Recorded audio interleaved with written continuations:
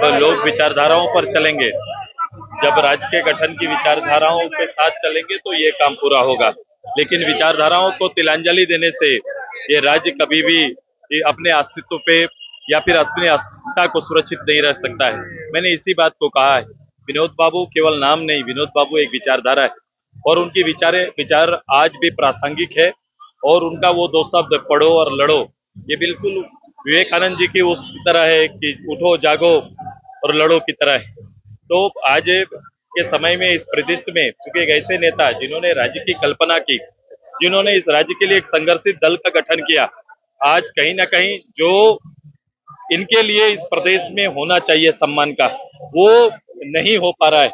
साथ ही साथ अब हमारा संकल्प है कि हम उनके विचारों को अक्षुण्ण रखने के लिए हमारा प्रयास पार्टी ने इसीलिए नव संकल्प का कार्यक्रम आहूत किया है। उसी जमीन पर आकर उन्हें फिर से उनकी यादों को ताजा करना ये हमारा लक्ष्य था और आज हमारे नौजवानों ने उसी का संकल्प लिया है। एक एक चीज आप और भी बोले कि बाप बेटा उसके बाद भैया योजना का बात किया है। मैंने बोला मैया योजना, कोई भी योजना लाओ, सरकार के लिए कोई दिक्कत नहीं, लेकिन ये योजना आपके संकल्प का हिस्सा नहीं था। अचानक से ये योजना आती है और ये योजना को लाने का जो समय है वो कहीं ना कहीं आप पे प्रश्न खड़ा करता है।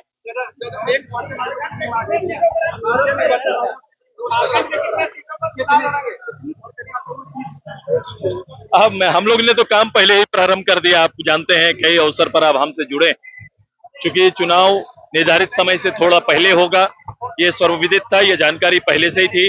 चूंकि अभी एक निर्णय भी आ गया कि एक वन नेशन का, वन इलेक्शन का अभी निर्णय आ गया, तो अब इसको समेटने की तैयारी चल रही है। तो स्वाभाविक है आगे जब हमारा महाराष्ट्र का चुनाव होगा तो हम उनके साथी होंगे और बहुत जल्द हो सके उनकी एक्टिविटी से तो लग रहा है कि राजनीतिक दलों से चर्चा भी करेंगे और राज्य की तैयारी पर भी चर्चा करेंगे और हम लोग रेडी है, तैयारी तिथि आ जाए। के नाम पे राजनीति चल रहा है।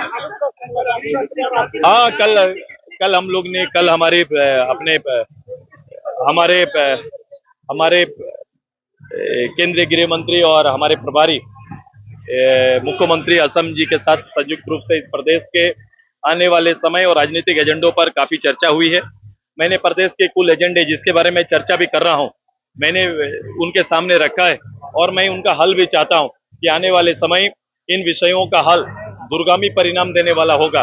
तो अभी हम सभी लोग अपने मैनिफेस्टो पर भी काम कर रहे हैं और राज्य के लिए हम संयुक्त रूप से लड़ें, उसके लिए विधानसभा बार तैयारी के आधार पर चर्चाएं भी चल रही है। बोलो आराम से, आराम से।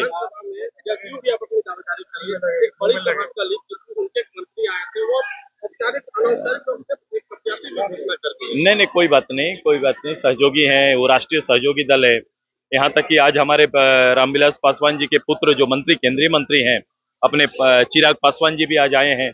हम पार्टी के नेता भी हैं, वो भी इस प्रदेश में अपनी राजनीतिक तैयारी में है। तो इसमें किसी को दिक्कत नहीं है।